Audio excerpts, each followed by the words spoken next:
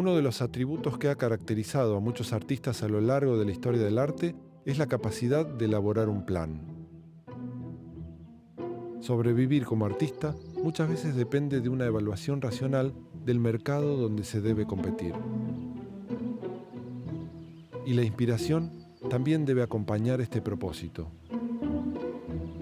En el siglo XIX, un pintor latinoamericano vio en una guerra la posibilidad de desarrollar su arte y trazó su plan.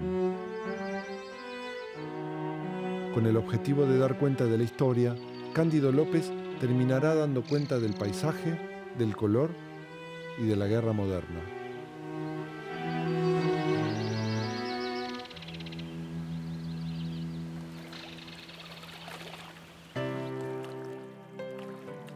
En 1885 se inaugura en Buenos Aires un panorama de rotonda, donde se exhiben grandes telas pintadas con escenas bélicas y vistas de ciudades europeas.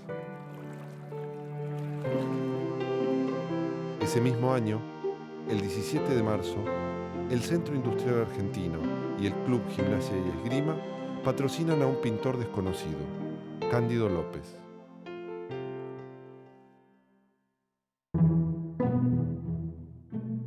En un salón del club porteño se exponen 29 cuadros que muestran batallas, campamentos y episodios de la Guerra del Paraguay.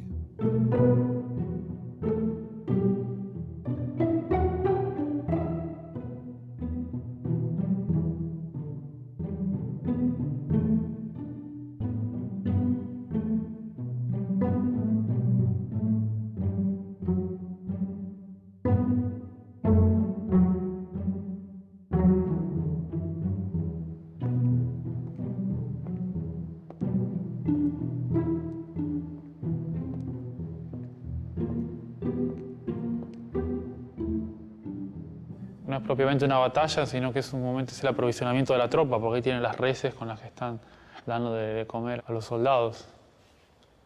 Pero es muy lindo al mismo tiempo esta perspectiva que hay acá, que se abre mucho hacia este punto, ¿no? En realidad, si uno se pone a pensar, es bastante idílico, considerando que es una escena así en medio de la guerra. Como un montón de pequeños Rembrandt así que van a parar a que se los coman los soldados.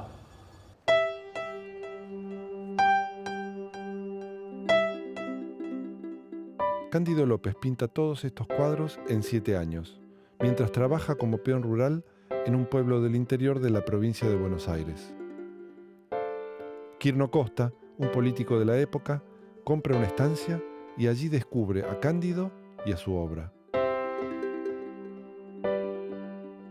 Hay toda una historia construida desde la propia exposición del 85, que es Quirno Costa va a comprar la estancia de Varadero, lo ve en un puesto de estancia, maravillado por esta obra, hace todos los estímulos, pide una evaluación al Club Industrial y a Gimnasia y Esgrima, que son dos centros del nacionalismo del siglo XIX. Gimnasia y Esgrima se había fundado unos pocos años antes, ¿no?, para potenciar el nacionalismo en la juventud argentina. Antes de hacer esto no era un pintor interesante y era fotógrafo en realidad, o sea que posiblemente si no le hubiera pasado nada, si hubiera vuelto de la guerra incólume, digamos, capaz que a lo mejor se hubiera dedicado a hacer unos cuadros olvidables, así como retratos chupamedias de las jerarquías del momento, y después de aguerrotipos y nos hubiéramos olvidado de él, me parece.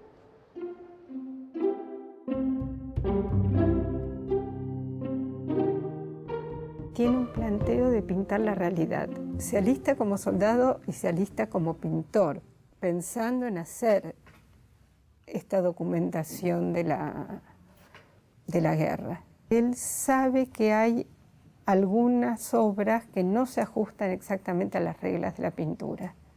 Entonces él pinta, efectivamente el planteo es, yo les transmito la verdad de lo que veo o de lo que vi. La muestra fue un éxito de público. Los diarios de la época remarcan la fidelidad histórica de la serie y presentan a López como un pintor modesto y desconocido.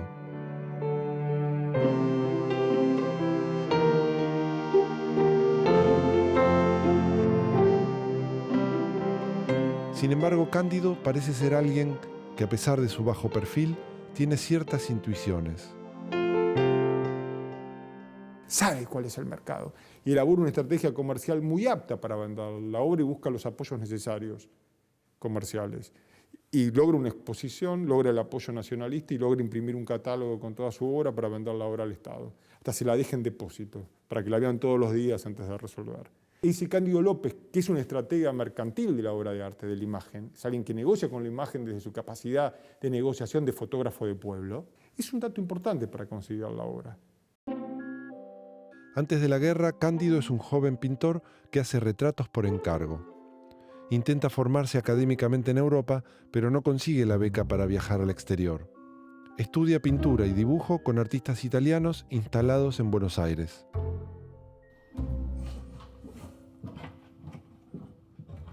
Había unos italianos que solían viajar acá al Río de la Plata y tenían buenos encargos, algunos palacetes que ya empezaba a ver a mediados de la década del 50. Cándido, cuando empezó a pintar, tuvo algunos maestros.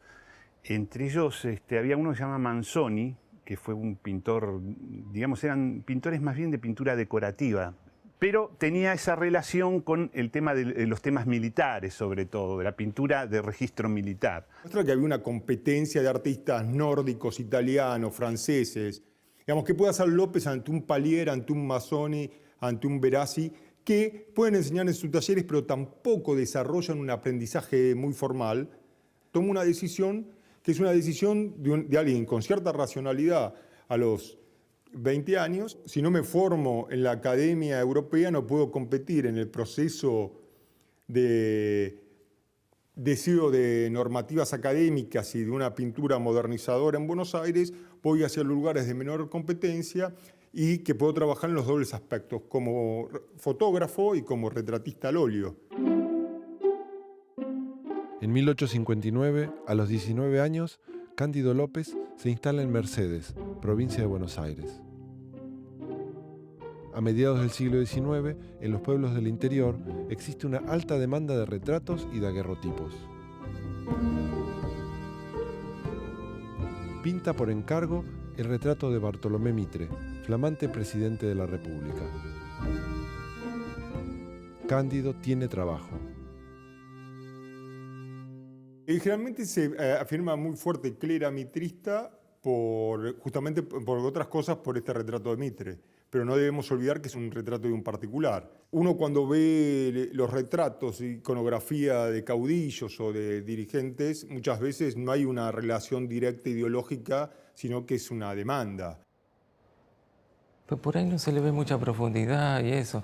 Pero bueno, también pasa con uno cuando recién comienza, que la obra de uno no... O sea, vos te vas perfeccionando con el tiempo a medida que haces una cantidad. Pero igual no está mal, está bastante interesante, sí.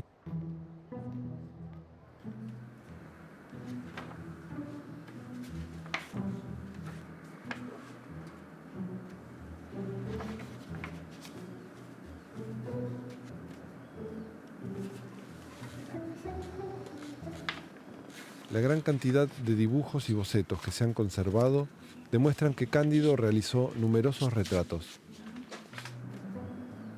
Casi todos se han perdido en los pueblos del interior de la provincia.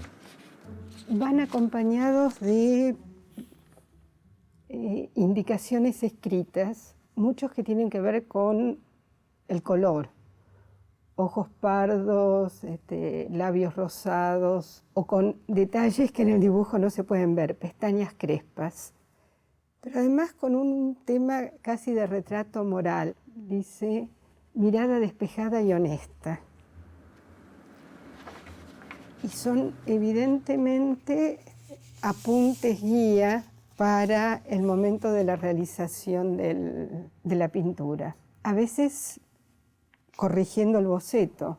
Aquí de repente dice el labio superior más horizontal. Los niños se retratan y López con el retrato de niños y después con las naturalezas muertas tardías, las que firma como Cepol, vemos que es alguien que es un pintor, que siempre se ubica en las líneas del mercado. Es decir, cuando tiene que ir a hacer fotografía, va a hacer fotografía, cuando tiene que hacer retratos de niños, hace retratos de niños, cuando se pone de moda las naturalezas muertas para los comedores, hace naturalezas muertas para los comedores. Piensa comercialmente como marca. Unas cosas son de Cándido López y otras cosas son Cepol.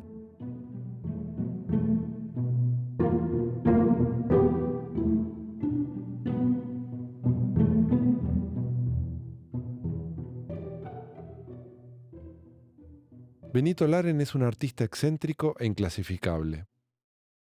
Pinta sobre vidrios con esmalte y papeles metalizados. Juega con los materiales y revisita obras de artistas argentinos consagrados. Y yo siempre había escuchado de Cándido, y yo creía que Cándido era de San Nicolás.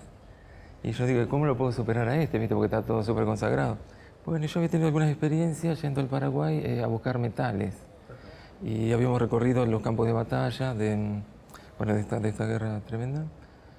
Y entonces, bueno, surgió la idea con otro artista que es Luis Lindner, de hacer una muestra en conjunto. Entre los dos lo copiábamos a Cándido y nos copiábamos entre nosotros. O sea, recreábamos la obra a nuestro estilo.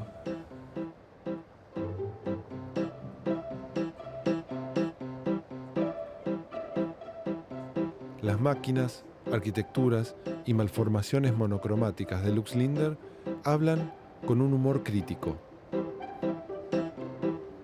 Como yo no sé andar a caballo, no me interesan mucho las guerras de la época de la caballería. Entonces yo agregué algunas máquinas y cosas, ¿no? Me gustaban los árboles, entonces agregué algunas máquinas.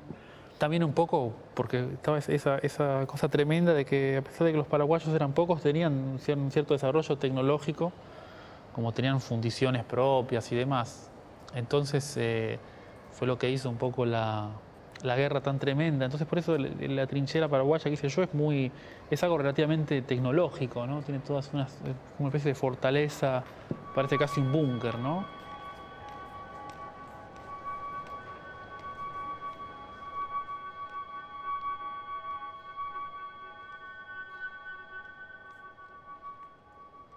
Se llama El primer soldado muerto, una cosa así. Bueno, el primer soldado que se muere es de San Nicolás.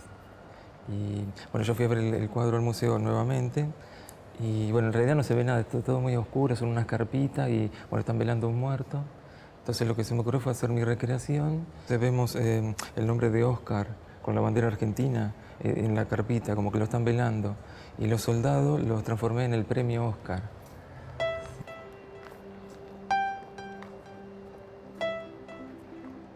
La muestra de 1885 inserta a Cándido López en el incipiente circuito de arte del Buenos Aires de la época. La crítica especializada ve en la serie de la guerra la obra de un pintor aficionado. Los valores que se están poniendo en juego ahí no son los valores del arte. En realidad todos los comentarios lo que toman es esta situación del soldado pintor, y no solo el soldado pintor, sino el veterano de guerra que perdió su brazo derecho y que aprendió a manejar el izquierdo como para pintar con el izquierdo.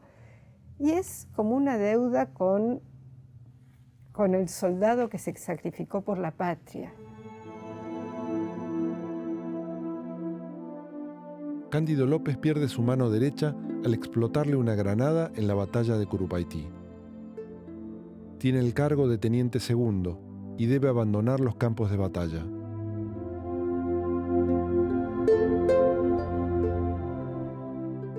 Dos años después de su amputación, Cándido le regala a su médico el primer cuadro que pinta con su mano izquierda.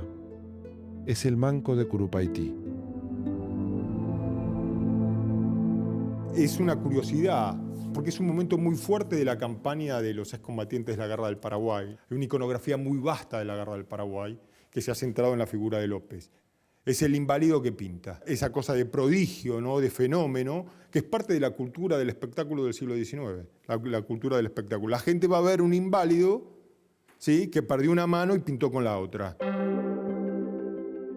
En el siglo XIX hay una cantidad de búsquedas ópticas y en Buenos Aires creo que ha habido más circulación de imágenes de lo que todos pensábamos cuando nos remitíamos estrictamente a la historia de la pintura. Cándido, desde temprana edad, circula por los salones de recreo. Cuando parte a la guerra, estos desarrollos forman parte de su educación visual. La guerra del Paraguay es la última guerra civil y Cándido López tiene un modelo, un formato que es el apaisado, y el punto de vista es alto, es inevitable porque es lo que nos permite ver los movimientos de tropa. Eso es muy raro porque, por ejemplo, esto se ve siempre chato, pero como él lo arma, está escenificando un punto de vista como si estuviera arriba de una grúa, en realidad. O un helicóptero volando muy bajo. Eso es raro. Evidentemente, él quiere dar panoramas amplios, y me río porque efectivamente la palabra panorama es de un uso relativamente reciente a raíz de los panoramas de Rotonda. Pero esta cuestión de una vista panorámica donde se abarca mucho, evidentemente era lo que más tenía que ver con esta intención de él de mostrar todos los movimientos de la guerra.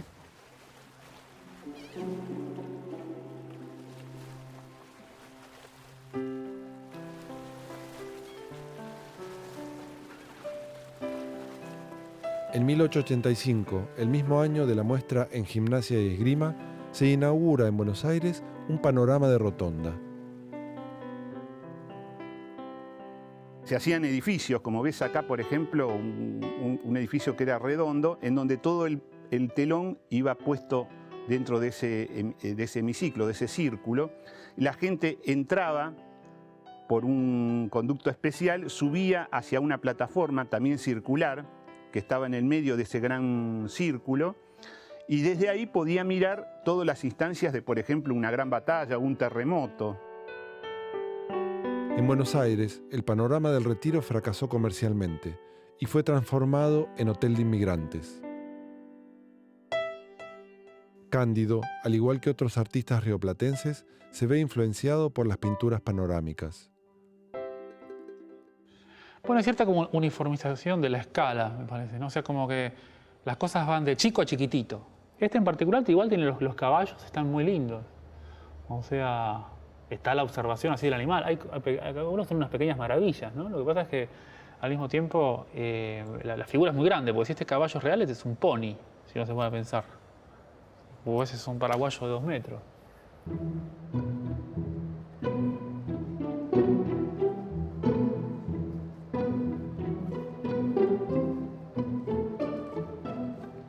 Unas cosas me hace acordar la pintura veneciana, ahora que lo pienso. Cuando está, por ejemplo, Canaletto, o ese tipo de pintores, cuando muestran esas grandes perspectivas y están los gondolieri que están hechos con una especie de abreviatura extraña. Y es posible que él haya tal vez tenido un lejano eco de esas cosas, de esa cierta taquigrafía de la anatomía. Cándido en sus pinturas le hace trampa a las reglas de la perspectiva. Necesita aprovechar al máximo el espacio del lienzo y por eso abate el plano. El abatimiento del plano es un recurso pictórico que consiste en alterar la perspectiva tradicional de forma tal de lograr una representación del espacio que permita una mejor descripción del terreno.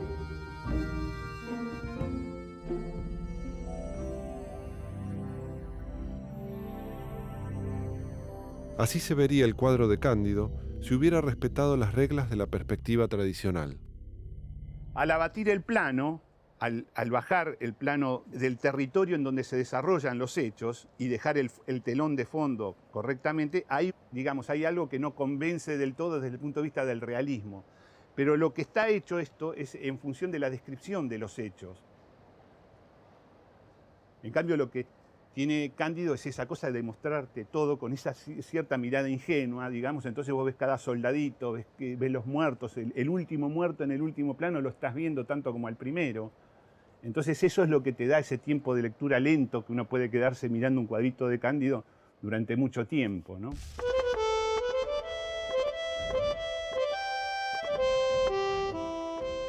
Durante la Guerra del Paraguay se tomaron fotos de campamentos, de batallas, de puestos sanitarios. Incluso un grupo de fotógrafos uruguayos instaló un mangrullo para tener una buena perspectiva de los campos de batalla. Sin embargo, los cuadros de Cándido parecen reflejar con mayor lujo de detalles todo lo que allí sucedía.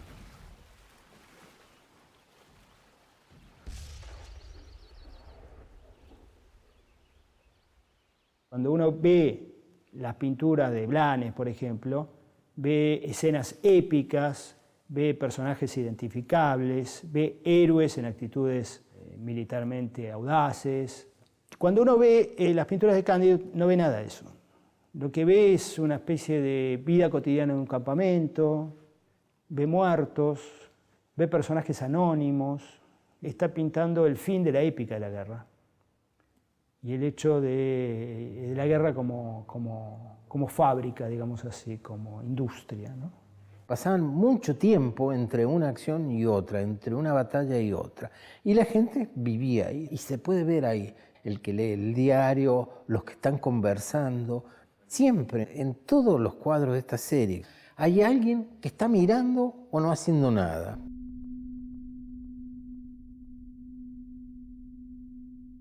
Son todas unas figuras también, hasta en ese punto, intercambiables. Cada soldado casi más parece un bit, como una unidad de información.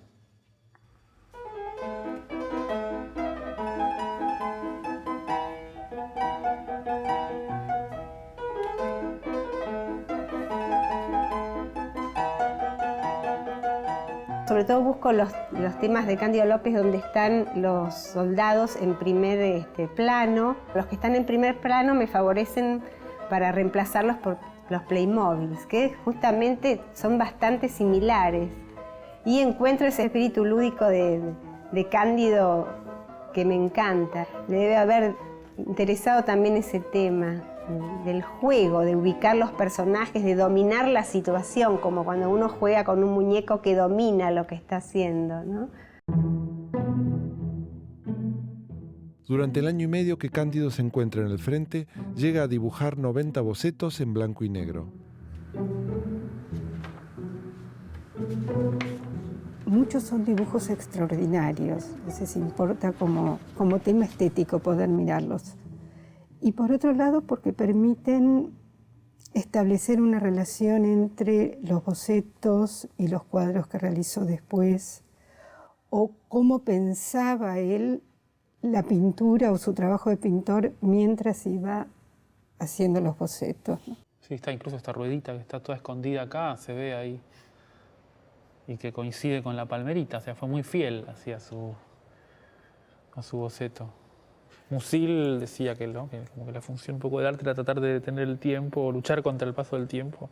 Y él, evidentemente, acá hay una cosa que trató estos bocetos de respetarlos así, muy a rajatabla. Y es muy interesante que el color no aparezca en esa libreta de apuntes de viaje. El color es un problema agregado. Y yo creo que, más allá de comparar los bocetos de la libreta de apuntes y los cuadros, interesante es el problema de la aplicación del color. En algunos casos, mucho tiempo después, ¿no? Más de 10 años después, él tiene que pensar cómo le pone el color a esa libreta de apuntes. Y ese es un desafío artístico muy interesante. Y es un desafío americano, ¿sí? El de poner color a lo blanco y negro, a la fuente documental en blanco y negro. La mayoría de la pintura colonial deriva de grabados en blanco y negro. En López se fusionan esos dos procesos. Él es su propia fuente documental.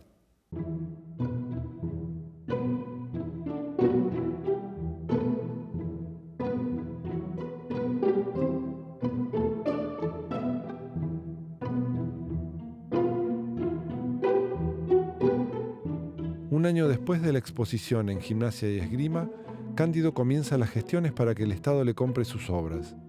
Pide 20.000 pesos. Le pagan 11.000. Durante largos años, las pinturas de Cándido quedan olvidadas. A fines de la década de 1970, el Museo Nacional de Bellas Artes realiza una retrospectiva integral de su obra. Casi 100 años después de la muestra en el Club Gimnasia y Esgrima, Cándido se convierte en un artista. La verdad es que la introducción en Bellas Artes, de alguna manera, es una síntesis del cambio de mirada. Cuando él dice, no es que yo no conozca las reglas del arte, no tuve más remedio que transgredirlas para ser fiel, nosotros decimos, qué suerte para la pintura. Hoy, los 29 cuadros de la serie de episodios de la guerra están en el Museo Histórico Nacional. El primer cuadro de la colección representa el pasaje del río Ayuí por el Paso de Ayala, efectuado el 13 de agosto de 1865. El cuadro número 29 es un campamento de la artillería brasilera exactamente 12 meses después, el 13 de agosto de 1866. Cándido relata un año preciso. No podemos elegir una obra de Cándido López. Cuando aislamos una obra de Cándido López, le estamos aislando por una nueva legitimación de su obra como vanguardista contemporánea, pero no desde los discursos que circulaban su obra en el siglo XIX. Ahí es un todo, ¿no? De un 13 de agosto al 13 de agosto. Y esa idea de continuum es una idea de la guerra, de los corresponsales de guerra. Dice, estamos esperando, ¿no? Esa cosa de esperar la muerte, ¿no? La obra de Cándido López es una larga espera de un soldado hasta que le peguen el tiro final.